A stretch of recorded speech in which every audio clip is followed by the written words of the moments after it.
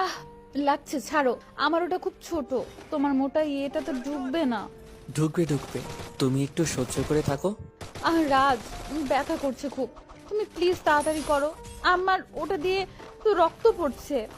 আজ প্রথমবার করছো তো, তাই একটু রক্ত পড়ছে। কিছুক্ষণ পর দেখবে সব ঠিক হয়ে যাবে। ফ্ল্যাশব্যাক। আব্বু আম্মুর সাথে মেয়ে দেখতে এসেছি, সবাই বলাবলি করছে দুইজনই নাকি একসাথে খুব মানাবে, আরো অনেক কথা বলছে সবাই। আম্মু বলে, আচ্ছা, এবার তাহলে মেয়েকে নিয়ে আসুন। একটু পর মেয়েকে আনা হয়। মেয়ের দিকে তাকিয়ে আমার মাথা গরম হয়ে যায়।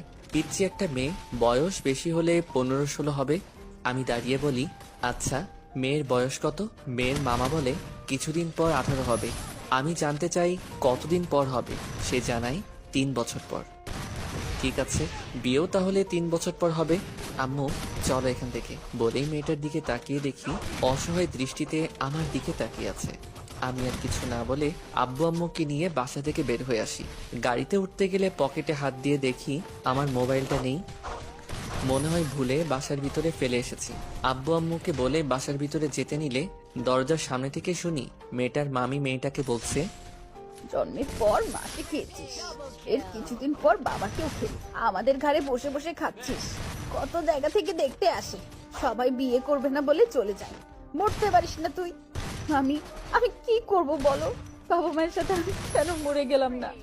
আবার মুখে মুখে কথা বলছিস, আজ তোকে আমি। বলেই মেয়েটার গায়ে হাত তুলতে গেলে আমি মেয়েটার মামির হাত ধরে বলি, কি করছেন আপনি? এইটুকু একটা মেয়ের গায়ে হাত তুলতে আপনার বিবেকে বাঁধে না? ওই মিয়া, আপনি আবার এখানে আইছেন কেন? বিয়ে করবেন না বইলেই তো চলেই গেলেন। ভুল করেছি, এখন সেটা শুধরে নিব বলেই আব্বু আম্মুকে ডেকে বাসার ভিতরে নিয়ে আসি। আম্মু বাসার ভিতরে এসে বলে, কি রে, আবার কি হলো? তুই না তোর মোবাইল নিতে এলি? আব্বু একটা কাজই নিয়ে আসো, আজ এই মুহূর্তে আমি ওকে বিয়ে করে আমাদের সাথে নিয়ে যেতে চাই। আমার কথা শুনে সবাই আমার দিকে হা করে তাকিয়ে আছে।